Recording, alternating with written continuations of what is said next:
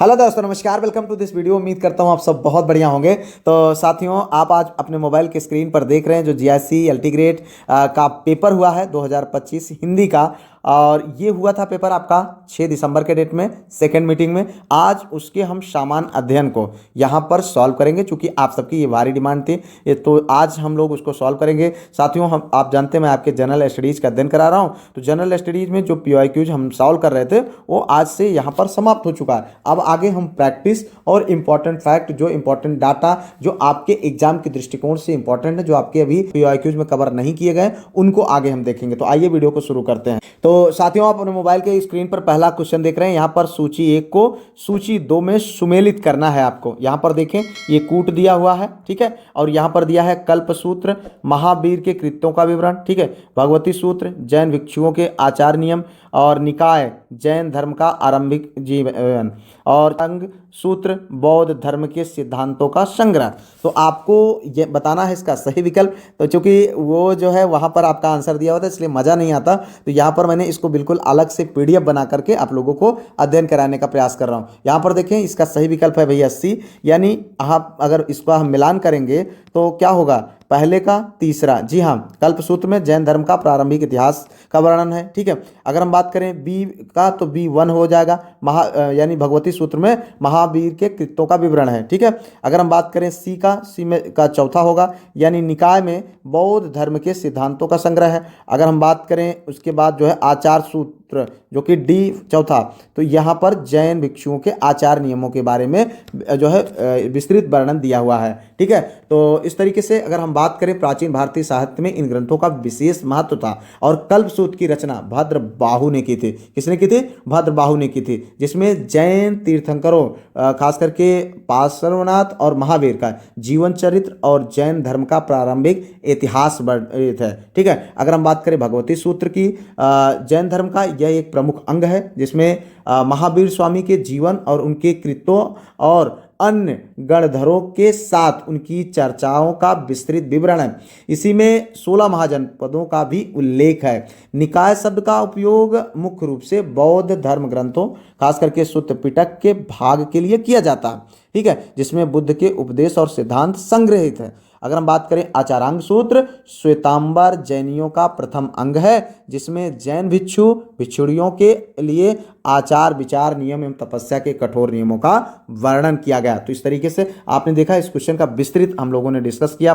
और एक बात आप जान लीजिए कि मित्र, इन जो क्वेश्चंस हैं, अभी आपने देखा कि मैंने आप लोगों के लिए उत्तर प्रदेश लोक सेवा आयोग के पीवाईक्यूज को सॉल्व करा, और यहाँ पर देखें तो आप इस क्वेश्चन को सॉल्व कर रहे हैं, तो आपको खुद एहसास होगा कि जो मैंने सॉल्व कराया था वहाँ से इसमें 20 से 22 क्वेश्चन 23 क्वेश्चन आप लोगों को देखने को मिले हैं। तो इसलिए जो मैंने अभी तक आपको सॉल्व कराया, चूंकि अब पीवाईक्यूज का सेक्शन बिल्कुल खत्म हो चुका है, तो आप उनकी पीडीएफ प्राप्त करना चाहते हैं, आप जो है ग्रुप में जुड़ जाइए। ग्रुप में जुड़ने के लिए आप मुझे जो है 9565272442 पर कांटेक्ट कर लीजिए, ठीक है, व्हाट्सएप के माध्यम से। और कांटेक्ट करके ग्रुप में जुड़ जाएं, आप सारी पीवाईक्यूज को प्राप्त कर सकते हैं। और इसके साथ साथ संडे को मैं टेस्ट कराता हूं, और इसके आगे जो भी इंपॉर्टेंट फैक्ट और डाटा हैं, अब एग्जाम के दृष्टिकोण से इंपॉर्टेंट है, उनको भी हम आगे कवर करेंगे। तो आगे बढ़ते हैं। अगला क्वेश्चन यहाँ पर देखो, ये आपका दूसरा क्वेश्चन था, जिसमें लिखा है मोबाइल टावरों के एंटीना और मोबाइल हेडसेट से कौन सी ऊर्जा निकलती है। तो इसमें जो 4 विकल्प दिए हुए हैं, ठीक है, आयनकारी क्षेत्र विकिरण,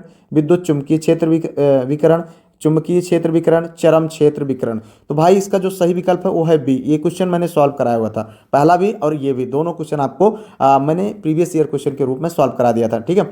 अगर हम बात करें मोबाइल टावर और हैंडसेट संचार के लिए रेडियो तरंगों का उपयोग करते हैं, जो एक प्रकार का विद्युत चुंबकीय क्षेत्र विकिरण है, यह विकिरण नॉन आयनाइजिंग श्रेणी में आता है, जिसका अर्थ है इसमें इतनी ऊर्जा नहीं होती कि यह परमाणुओं के से इलेक्ट्रॉनों को अलग कर सके, ठीक है।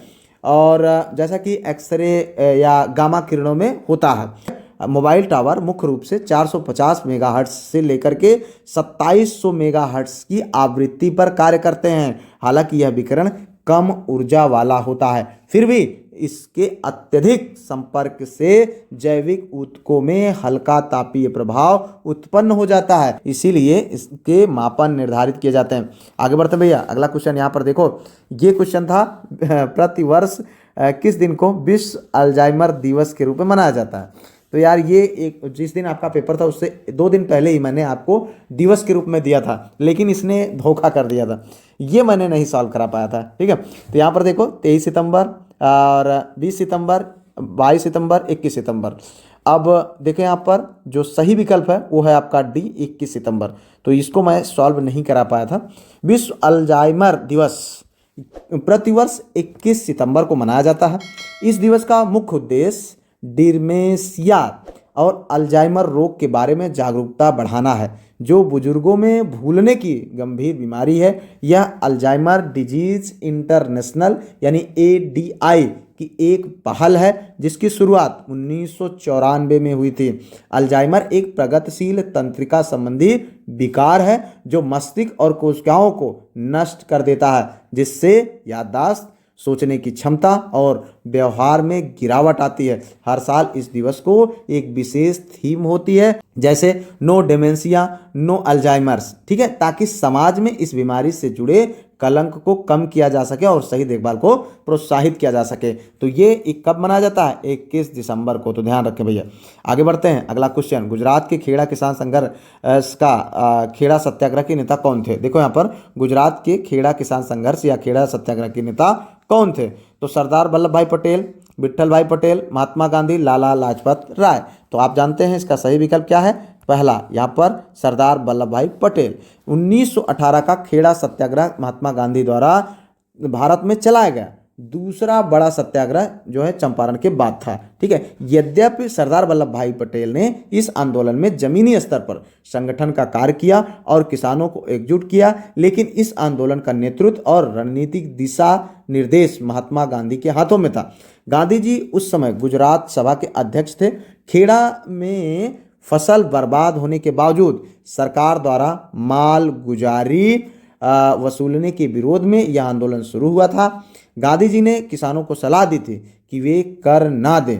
यह वही आंदोलन था जहां वल्लभ भाई पटेल पहली बार गांधी जी के संपर्क में आए और उनके सबसे विश्वास पात्र अनुयायी बने। लेकिन आंदोलन के मुख्य नेता के रूप में हम जो है वल्लभ भाई पटेल और गांधी जी दोनों का नाम जानते हैं। तो यहाँ पर जो सही विकल्प है, जो आयोग ने भी माना है, वो यही है, सरदार वल्लभ भाई पटेल। ठीक है, आगे बढ़ते लेते हैं अगला क्वेश्चन। यहाँ पर देखे भैया, लिखा है जब सफ़ेद प्रकाश प्रिज्म से होकर गुजरता है तो प्रकाश के रंग अलग अलग तरह से मुड़ते हैं। निम्नलिखित रंगों को सबसे कम मुड़ने वाले रंग से लेकर सबसे ज़्यादा मुड़ने वाले रंग तक व्यवस्थित करना है। यानी कहाँ से सबसे जो है कम मुड़ने वाले रंग से लेकर के सबसे ज़्यादा मुड़ने वाले रंग तक व्यवस्थित करना है।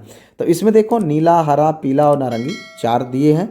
अब इसमें कूट भी दिया हुआ है। कूट के अनुसार यहाँ पर जो सही विकल्प है वो है आपका चौथा, यानी सबसे कम अगर मुड़ने की बात की जाए, यानी सबसे कम मुड़ने वाले रंग तो कौन आएगा? सबसे पहले नारंगी, फिर उसके बाद पीला, फिर हरा, फिर नीला, यानी सबसे ज़्यादा। देखिए यहाँ पर जब श्वेत प्रकाश किसी प्रिज्म से गुजरता है तो वह अपने 7 अवयवी यानी विग्योर में विभक्त हो जाता है। प्रकाश का मुड़ना यानी विचलन उसकी तरंग दैर्घ्य के व्युत्क्रमानुपाती होता है। लाल रंग की तरंग दैर्घ्य सबसे अधिक होती है, इसलिए यह सबसे कम मुड़ता है। अगर हम बात करें बैगनी या नीले रंग की, तरंग दैर्घ्य कम होती है, इसलिए यह जो है सबसे अधिक मुड़ता है। ठीक है, तो यहाँ पर इस तरीके से इसका क्रम बन जाएगा। आगे बढ़ते हैं भाई, अगला क्वेश्चन यहाँ पर देखें मित्र। अगर आपको जो ये कुछ पढ़ाया जा रहा है इस सारा एकदम डिस्क्रिप्टिव रूप में इस PDF को चाहते हैं तो आप PDF ग्रुप में जुड़ जाइए। वहाँ पर इसका अभी लिखा हुआ पूरा जितना भी मैं बोल रहा हूँ सारा कुछ PDF आपको ग्रुप में भेज दिया जाता है। अब यहाँ पर चूंकि आपके जो है क्वेश्चन है गणित का, तो यहाँ पर देखें यदि एक समचतुर्भुज के विकर्णों की लंबाई 12 सेंटीमीटर और 16 सेंटीमीटर तो समचतुर्भुज का क्षेत्रफल आपको बताना भाई सरल है, इसको यही इसका आंसर होगा पहला ही। ठीक है, हालांकि अब सॉल्व आप लोग कर लीजिएगा। आगे बढ़ते हैं, अगला क्वेश्चन यहाँ पर देखें भाई, भारत में पुर्तगाली साम्राज्य की नींव किसने रखी थी? देखो यहाँ पर जियोफ्री पार्कर, पीरी राइस, फ्रांसिस्को डी अल्मेडा और अल्फोंसो डी अल्बुकर्क। देखो यहाँ पर इंपॉर्टेंट है और इसको मैंने आप लोगों को शुरू के प्रैक्टिस सेट में ही करा दिया था। तो यहाँ पर देखो जो सही विकल्प होगा वो है भैया अल्फोंसो डी अल्बुकर्क। ठीक है, तो आप देख रहे हैं कि कितने क्वेश्चन आपको मैंने पहले ही करा दिया था। तो यहाँ पर देखें यद्यपि जो है अगर हम बात करें फ्रांसिस्को डी अल्मेडा, ये जो है क्या था, भारत में प्रथम पुर्तगाली गवर्नर जनरल था। लेकिन भारत में पुर्तगाली शक्ति का वास्तविक संस्थापक की बात करी जाए तो अल्फोंसो डी अल्बुकर्क था। वह जो है 1509 में भारत का गवर्नर जनरल बना। उसकी सबसे बड़ी उपलब्धि 1510 ईस्वी में बीजापुर के सुल्तान आदिल शाह से गोवा को छीनना था, जो बाद में पुर्तगाली व्यापार और शक्ति का केंद्र बन गया। अल्बुकर्क ने ही अपनी सेना में भारतीयों की भर्ती की और पुर्तगालियों को भारतीय महिलाओं से विवाह करने के लिए प्रोत्साहित किया, ताकि भारत में उनकी आबादी और पकड़ मजबूत हो सके। उसने दक्षिण पूर्व एशिया की मंडी, मलक्का और फारस की खाड़ी के होमुर्ज पर भी अधिकार कर लिया। तो ये सबसे ज़्यादा योगदान इसी का था, इसीलिए इसको न्यू की बात आती है तो इसी का आंसर माना जाता है। आगे बढ़ते हैं भैया, अगला क्वेश्चन यहाँ पर देखो। एक कार की गति 10 किलोमीटर प्रति घंटे से 72 किलोमीटर प्रति घंटे की यात्रा का समय 36 मिनट से कम हो जाता है। कार की आरंभिक गति आपको बताना है। तो यहाँ पर देखो भाई 4 विकल्प है, अब आप इसको सॉल्व करिएगा। इसका सही विकल्प है 30 किलोमीटर प्रति घंटा। तो आगे बढ़ते हैं, अगला क्वेश्चन यहाँ पर देखें। सूची 1 को सूची 2 से सुमेलित कीजिए। यहाँ पर देखें, ये है किन्नर और ये जम्मू कश्मीर में, और यहाँ पर देखें बकरवाल मिजोरम में, लुसाई कर्नाटक में, चेचू हिमाचल प्रदेश में। तो ये भैया थी जनजातियाँ, इसको हमने नहीं कराया था। बड़ी ईमानदारी के साथ मैं आपको बता रहा हूँ। देखिए यहाँ पर ये आपका है, जो सही आंसर है वो ये है। ए और पहला का चौथा है, क्या है? पहले का चौथा है। किन्नर कहाँ पाए जाते हैं? हिमाचल प्रदेश में। बी का 1 जो कि जम्मू कश्मीर में पाया जाता है। सी का 3 यानी लुसाई मिजोरम में, और डी का 4 यानी चेचू कहाँ पाया जाता है? हिमाचल प्रदेश में। तो ये आपका सही आंसर है। अगर हम बात करें किन्नर की, तो यह जैसा कि अभी हमने बताया, ये आपकी हिमाचल प्रदेश की एक प्रमुख जनजाति है जो किन्नौर जिले में पाई जाती है। ठीक है। अगर हम बात करें बकरवाल की, तो ये कहाँ पाई जाती है? जम्मू कश्मीर की एक खानाबदोश चरवाहा जनजाति है जो भेड़ बकरियां पालती है, बकरवाल। ठीक है। अगर हम बात करें लुसाई की, तो लुसाई क्या है? ये जो है वो उत्तर पूर्वी भारत यानी मिजोरम में विशेष करके और त्रिपुरा में पाई जाने वाली जनजाति है। लुसाई हिल्स इसी के नाम से पड़ा, इन्हीं जनजातियों के नाम से। अगर हम बात करें चेचू का, तो यह मुख्य रूप से आंध्र प्रदेश में, कहाँ? आंध्र प्रदेश और तेलंगाना के नल्ला मल्ला जंगलों की आदिम जनजाति है। ठीक है। तो अगर हम बात करें इसका जो है, तो ये जो है कहाँ पर पाई जाती है? नल्ला मल्ला जंगलों की आदिम जनजाति है, लेकिन इनका विस्तार कर्नाटक और उड़ीसा के सीमावर्ती क्षेत्रों में भी है, इसलिए कर्नाटक जो है यहाँ पर सही है। इस तरीके से आगे बढ़ते हैं भैया। अगला क्वेश्चन यहाँ पर देखो, निम्नलिखित में से कौन सा एक युग में सुमेलित नहीं है? तो यहाँ पर देखिए सुमेलित नहीं, तो इसमें ये दिया गया है आपका जनसंख्या का दशक है और जनसंख्या की 10 की वृद्धि। तो ये देखो 1971 से 1981 24.66%, 1991 से 2001 21.54%, 2001 से 11 19.5%, और 1981 से 1991 23 सही सुमेलित नहीं आपको बताना। तो इसमें जो सही विकल्प है भाई, इसको हम क्वेश्चन सॉल्व करा चुके हैं आपको, आप देख लीजिएगा। ठीक है। यहाँ पर जो सही विकल्प 2001 से 2011 19.05%, ये सही सुमेलित नहीं है। बाकी अगर हम बात करें जनगणना 2011 के आंकड़ों के अनुसार 2001 से 2011 के दशक में भारत की जनसंख्या वृद्धि दर लगभग 17.7। ठीक है। अगर सटीक तरीके से बात करें तो 17.64% थी। यह जो है ना कि 19.05%। आगे बढ़ते हैं, अगला क्वेश्चन। नील नदी देखो यहाँ पर निम्नलिखित में से किस देश से प्रवाहित नहीं होती है? तो भाई इंपॉर्टेंट है और इसको मैंने सॉल्व कराया था आपको। ठीक है। तो ये सॉल्व कराया हुआ क्वेश्चन है। यहाँ पर देखें, आप जानते हैं कि नील जो है, नील नदी दुनिया की सबसे लंबी नदी है जो अफ्रीका महाद्वीप के 11 देशों से होकर गुजरती है। तो अगर हम बात करें तो इनमें कौन से देश से नहीं गुजरती है, तो वो है चाड, यानी पहला ऑप्शन। बाकी अगर हम देखें तो ये जो है Tanzania, Uganda, Rwanda, Burundi, Congo लोकतांत्रिक गणराज्य, केन्या, यूथोपिया और इरिट्रिया, दक्षिण सूडान, सूडान और मिस्र, इन जो है देशों से जो है ये होकर के गुजरती है। अगर हम बात करें, चाड देश नील नदी बेसिन का हिस्सा नहीं है। यह पश्चिम की ओर स्थित है और इसका अपना अलग जल तंत्र है। ठीक है। लेक चाड बेसिन है। नील नदी भूमध्य सागर में गिरती है और मिस्र को नील नदी का वरदान कहा जाता है, यह भी जानना चाहिए। तो ये सारे क्वेश्चन मैंने यहाँ पर सॉल्व कराया था। आगे देखें, अगला क्वेश्चन जो स्क्रीन पर दिख रहा है, ये भी सॉल्व कराया गया है। देखो यहाँ पर गरीबी हटाओ, बैंकों का राष्ट्रीयकरण, हरित क्रांति का प्रारंभ। जितने क्वेश्चन नहीं कराए गए मैं बड़ी ईमानदारी के साथ आपको बता दिया हूँ भाई, ये नहीं मैंने कराया, ठीक है, लेकिन जो कराया है उसको मैं बता रहा हूँ आपको। देखिए यहाँ पर गरीबी हटाओ और आपको इसको कालक्रम को सुमेलित करना है। तो यहाँ पर देखें इसका जो इस हिसाब से 3 1 2 इस तरीके से अगर देखेंगे तो इसका जो सही विकल्प है मित्र वो है आपका बी। यहाँ पर ये ठीक है 3 2 1। सबसे पहले हरित क्रांति बहुत आसानी से सॉल्व कराया गया है। हरित क्रांति की हम बात करें तो ये कब 1966-67 में, ठीक है, इसकी शुरुआत होती है जो कि सबसे पहले 1966-67, ठीक है। उसके बाद अगर हम बात करें बैंकों का राष्ट्रीयकरण की तो ये 1969 में है। और अगर हम बात करें गरीबी हटाओ तो 1971 में इसका नारा दिया गया था। तो बैंकों का राष्ट्रीयकरण प्रधानमंत्री इंदिरा गांधी ने 19 जुलाई 1971 को 14 प्रमुख निजी बैंकों को का राष्ट्रीयकरण कर दिया था, ठीक है।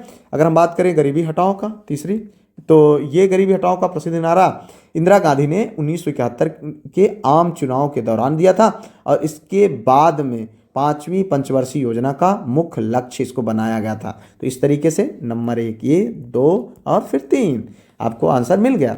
आगे बढ़ो, अगला क्वेश्चन देखो यहाँ पर आकाश किसके कारण नीला दिखाई देता है। भाई फिजिक्स में कराया जा चुका है इसका क्वेश्चन का आंसर। देखिए प्रकाश का प्रकीर्णन, प्रकाश का परावर्तन, प्रकाश का अपवर्तन, प्रकाश का विवर्तन। तो सही विकल्प है भैया ये। जो लोग पढ़ करके गए थे रेगुलर बेसिस पर, जिन्होंने रेगुलर हमारे साथ जुड़े रहे, वीडियो को देखते रहे, पीडीएफ से रिवीजन करते रहे, उनके क्वेश्चंस नहीं गलत हुए थे, ठीक है। वो बढ़िया से 18 20 22 क्वेश्चन करके आए। और जो लोग सिर्फ नमस्ते कर रहे थे तो वो नमस्ते ही करते रह गए। देखो यहाँ पर आकाश का नीला रंग प्रकाश के प्रकीर्णन के कारण होता है। इस घटना को रैले प्रकीर्णन कहा जाता है। सूर्य का श्वेत प्रकाश जब पृथ्वी के वायुमंडल में प्रवेश करता है तो धूल के कणों और गैस के अणुओं से टकराता है। वैज्ञानिक रैले के अनुसार प्रकीर्णन की मात्रा तरंग दैर्घ्य की चौथी घात के व्युत्क्रमानुपाती होती है, ठीक है। चूंकि नीले और बैंगनी रंग की तरंग दैर्घ्य लाल रंग की तुलना में बहुत कम होती है, इसलिए वे वायुमंडल में सबसे अधिक बिखरते हैं। हमारी आंखें बैंगनी की तुलना में नीले रंग के प्रति अधिक संवेदनशील होती हैं, इसीलिए हमें आकाश नीला दिखाई देता है। आगे बढ़ो भैया, अगला क्वेश्चन। पहला कृषि विज्ञान केंद्र KVK कहाँ स्वीकृत किया गया था। क्वेश्चन हो चुका है भैया। पंतनगर, पुडुचेरी, हैदराबाद, लुधियाना। सही विकल्प है पुडुचेरी, ठीक है। आपने इस क्वेश्चन को सॉल्व किया है हमारे साथ पहले, तो यहाँ पर सही विकल्प था आपका बी पुडुचेरी। भारत का पहला कृषि विज्ञान केंद्र KVK वर्ष 1974 में पुडुचेरी में स्थापित किया गया था। इसकी स्थापना तमिलनाडु कृषि विश्वविद्यालय कोयम्बटूर के प्रशासनिक नियंत्रण के तहत की गई थी। KVK योजना की सिफारिश मोहन सिंह मेहता समिति के द्वारा की गई थी, यानी उन्होंने किया था। इसका मुख्य उद्देश्य किसानों को नई कृषि तकनीकों, बीजों और वैज्ञानिक विविधता का व्यवहारिक प्रशिक्षण देना है। वर्तमान में भारत में 700 से अधिक KVK कार्यरत हैं, जो कि लैब टू लैंड प्रयोगशाला से खेत तक कार्यक्रम की रीढ़ हैं। आगे बढ़िए भैया, अगला क्वेश्चन।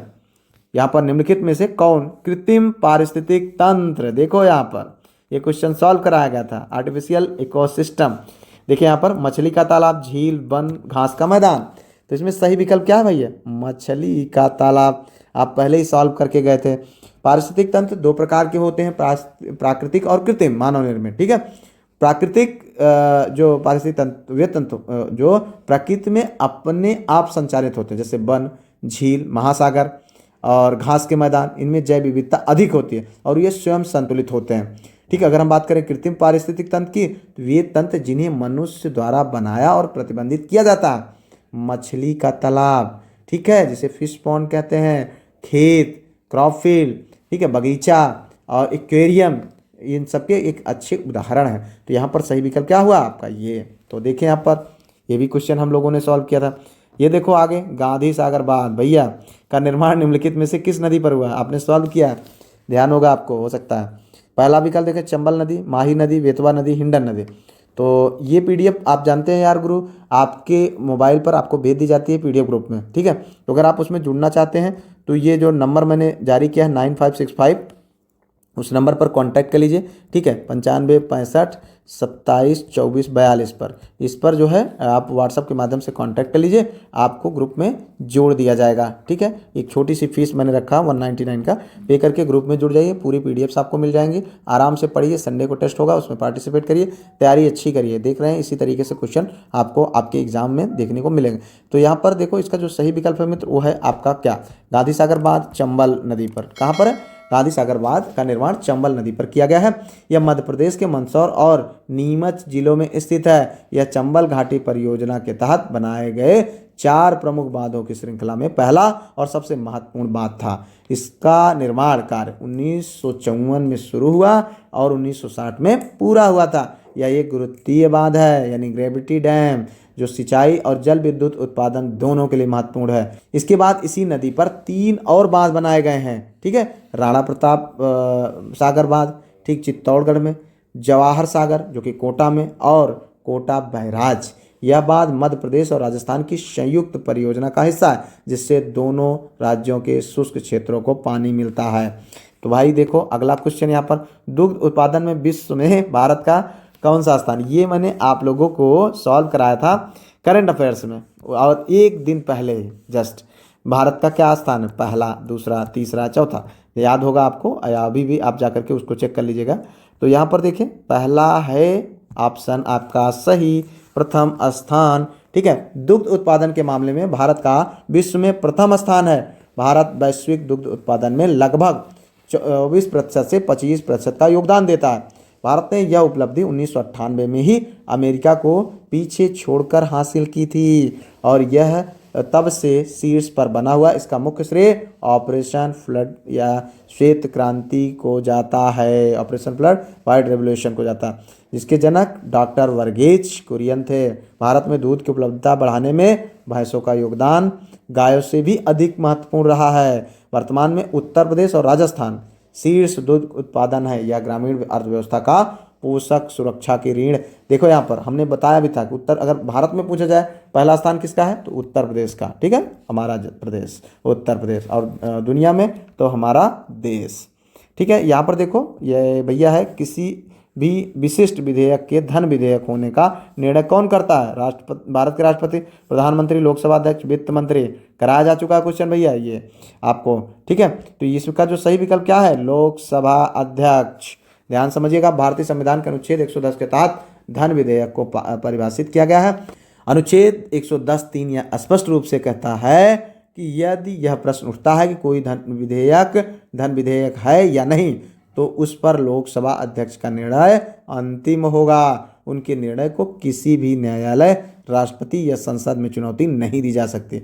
यह धन विधेयक राज्यसभा में भेजा जाता है या राष्ट्रपति की स्वीकृति के लिए भेजा जाता है, ठीक है।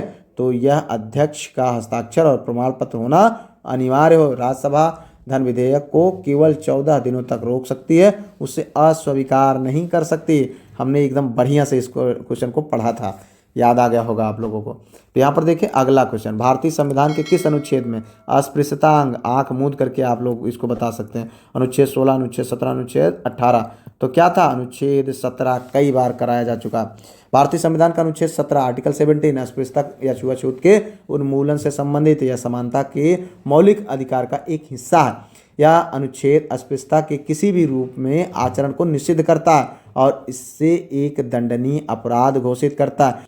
इस प्रावधान को प्रभावी बनाने के लिए संसद ने अस्पृश्यता अपराध अधिनियम 1955 पारित किया था, जिसे बाद में 1976 में संशोधन करके नागरिक अधिकार संरक्षण अधिनियम 1955 नाम दिया गया। यह एकमात्र ऐसा अनुच्छेद है जो निजी व्यक्तियों के खिलाफ भी लागू होता है, यानी राज्य के साथ साथ कोई व्यक्ति भी छुआछूत का पालन नहीं कर सकता।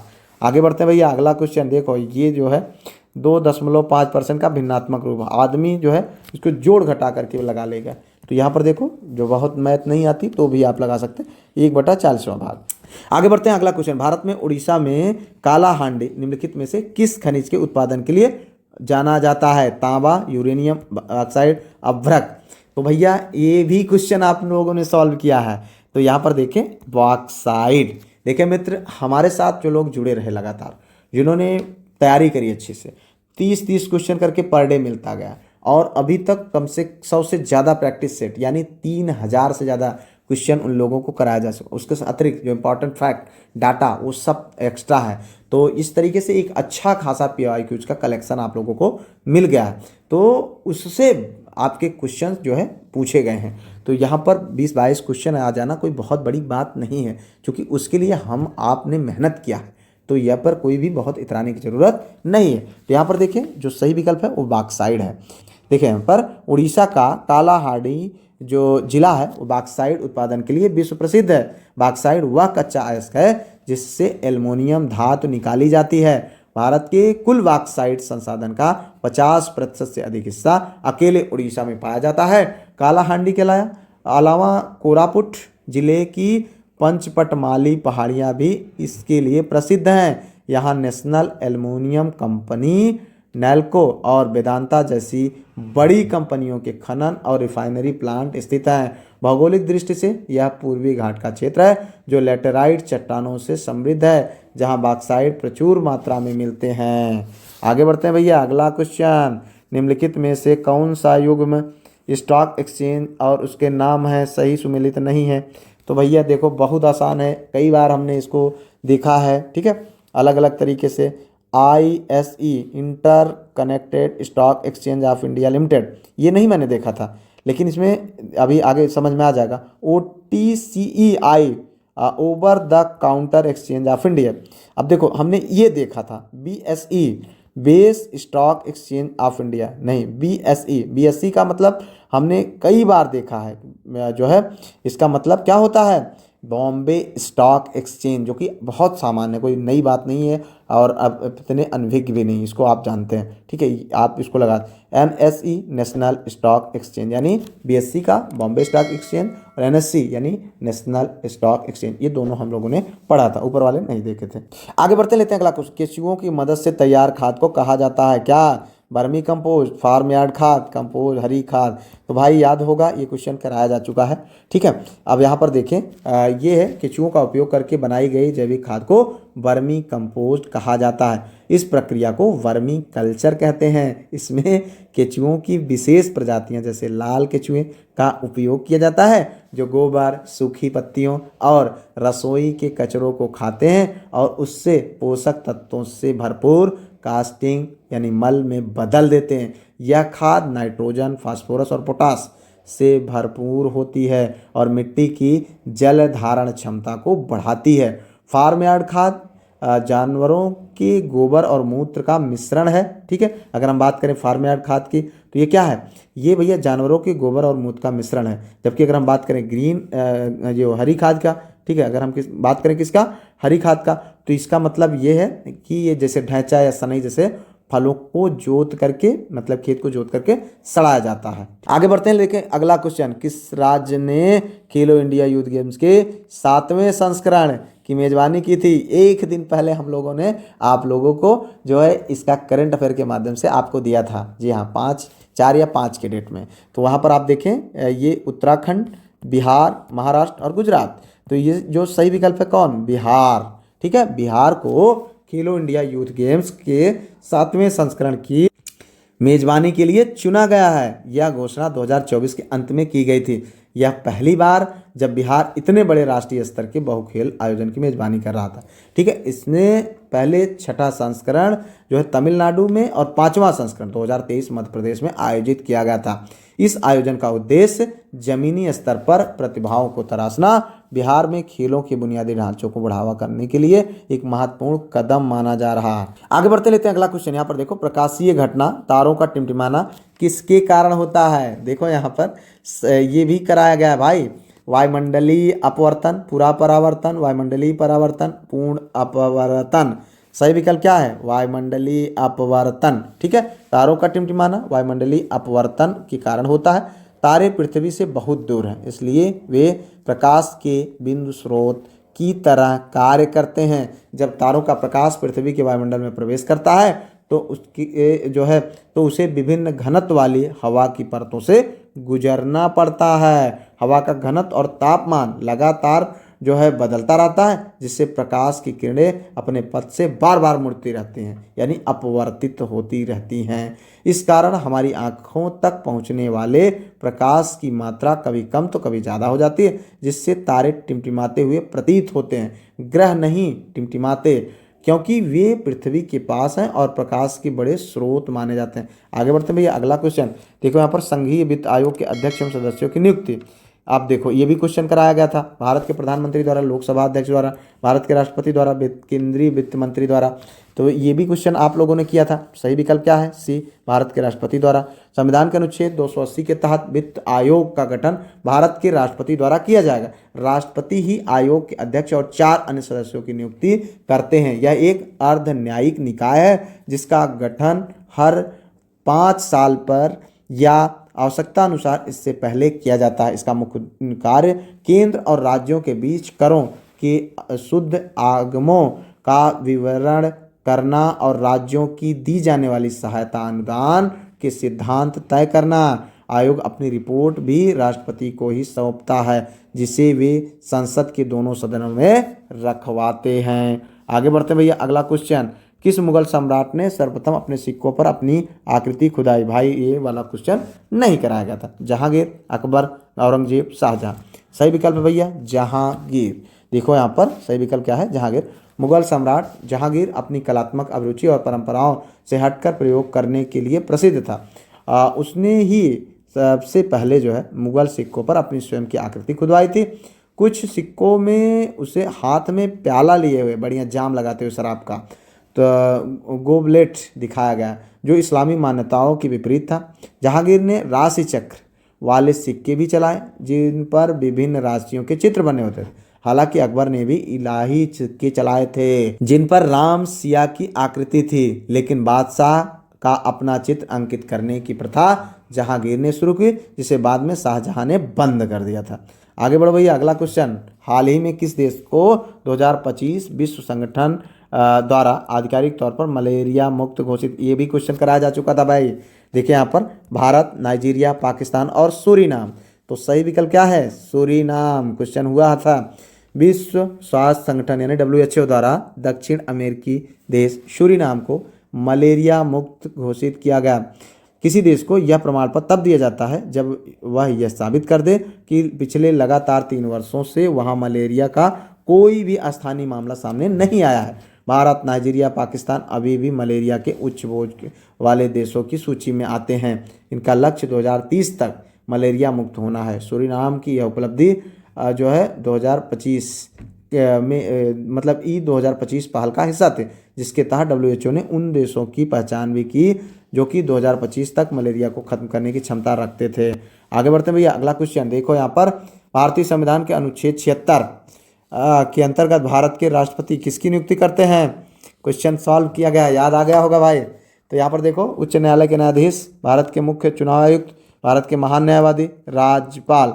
तो यहाँ पर देखो क्या है, भारतीय संविधान के अनुच्छेद 76 के अंतर्गत, किसके अनुच्छेद 76 के अंतर्गत भारत के राष्ट्रपति किसकी नियुक्ति करते हैं? भारत के महान न्यायवादी की। ठीक है, संविधान का अनुच्छेद 76 भारत के महान न्यायवादी के पद और उनकी नियुक्ति से संबंधित है। इनकी नियुक्ति भारत के राष्ट्रपति द्वारा केंद्रीय मंत्रिमंडल की सलाह पर की जाती है।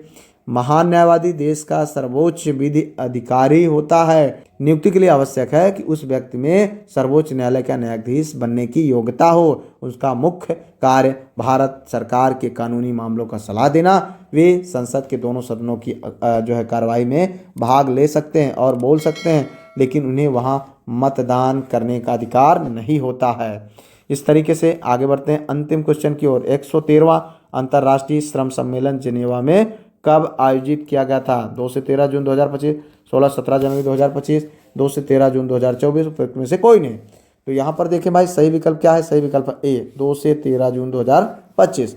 अंतर्राष्ट्रीय श्रम संगठन जो है इंटरनेशनल लेबर ऑर्गेनाइजेशन का 113वां जो सत्र था वो जिनेवा स्विट्जरलैंड में 2 से लेकर के 13 जून 2025 के बीच निर्धारित किया गया था, जिसको हम लोगों ने पढ़ा भी है, ये क्वेश्चन को हल किया है। ठीक है, करंट अफेयर्स में भी और इसके आगे भी हमने इसको सॉल्व किया था। विश्व श्रम संसद के रूप में भी जाना जाता है। इस सम्मेलन में सरकारों, नियोक्ताओं और श्रमिकों के प्रतिनिधि भाग लेते हैं। 112वां सम्मेलन जून 2024 में हुआ था। यह सम्मेलन अंतर्राष्ट्रीय श्रम मानकों को तय करने और दुनिया भर में काम की स्थितियों, सामाजिक सुरक्षा और श्रमिकों के अधिकारों पर चर्चा करने के लिए प्रतिवर्ष आयोजित किया जाता है। तो इस तरीके से यहाँ पर आपको 30 क्वेश्चन देखने को मिले। उम्मीद करते हैं कि आपने इनसे बहुत कुछ सीखा होगा और ये चीज़ आपको समझ में आ गई होगी कि प्रीवियस ईयर क्वेश्चन कितने इंपॉर्टेंट हैं और उनको आपको ज़रूर ज्वाइन करना चाहिए। अभी जो मैंने कराया है, आप उन PDF को ज्वाइन कर लें, प्रैक्टिस करें रेगुलर बेसिस पर और अपने एग्जाम में सफल हों। हमारी शुभकामनाएं आप सबके साथ हैं।